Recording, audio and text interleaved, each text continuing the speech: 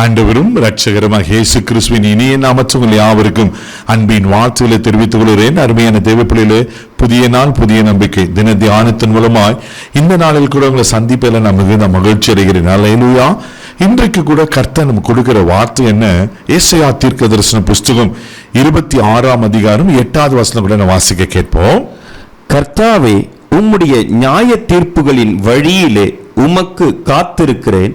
உமது நாமமும் உம்மை துதிக்கும் நினைவும் என் ஆத்துமாவுக்கு வாஞ்சையா இருக்கிறது. ஹல்லேலூயா. பாருங்க, தீர்க்கதரிசி சொல்றாரு, உமது நாமமும் உம்மை நினைக்கும் நினைவும் எங்கள் ஆத்மா வாஞ்சியா இருக்கு.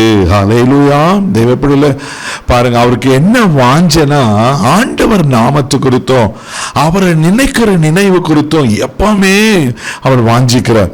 இன்னைக்கு நம்ம உலகத்துல எதையோ வாஞ்சிக்கிறல, பொண்ணு பொருளை, உலகத்தின் காரியங்களை, தெய்வப்படல, அந்தஸ்து, ஆஸ்தியை, இப்படி எதையோ வாஞ்சிக்கிறோம், ஆசைப்படுறோம். ஆனா இங்க தீர்க்க தரிசனமா சொல்லப்பட்ட வார்த்தை என்னன்னா, அவருடைய வாஞ்சை என்னன்னா, உமது நாமமும் உம்மை நினைக்கும் நினைவும். ஹல்லேலூயா. எவ்வளவு அழகா இருக்குல்ல தெய்வப்பிள்ளையில.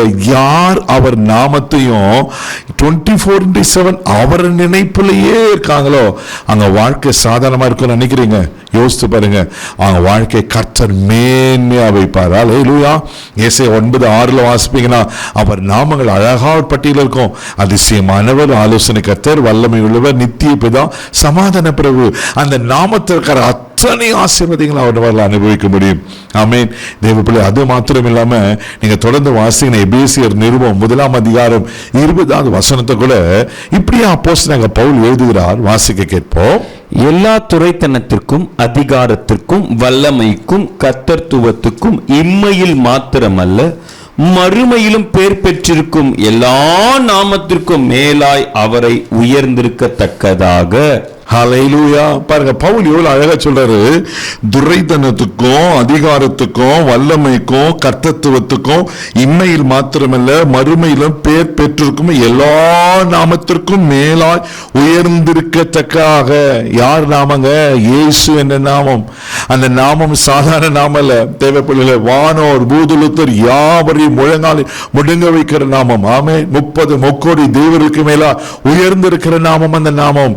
அந்த நாமம் உங்களுக்கு நினைவா இருக்குமானா, அந்த நாமத்து மேல நீங்க வாஞ்சியா இருப்பீங்கன்னா, தேவப்பிள்ளைகளே, அந்த நாமத்துல உண்டாகிற ஆசீர்வாதத்தை நீங்க பெற்றுக்கொள்வீங்க. வேதத்துல அற்புதமான ஒரு சம்பவம் இருக்கும். அப்போஸ்தலர் நடபடிகள் 3ஆம் அதிகாரம் 6வது வசனம் வாசிக்கும் போது இப்படியா சொல்லப்பட்டிருக்கு. வாசிக்க கேட்போம். அப்பொழுது பேதுரு, வெள்ளியும் பொன்னும் என்னிடத்தில் இல்லை, என்னிடத்தில் உள்ளதை உனக்கு தருகிறேன். நசரேயனாகிய இயேசு கிறிஸ்துவின் நாமத்தினாலே நீ எழுந்து நட என்று சொல்லி. 7வது வசனம் வாசிக்கலாம். வலது கையினாலே அவனை பிடித்து தூக்கிவிட்டான்.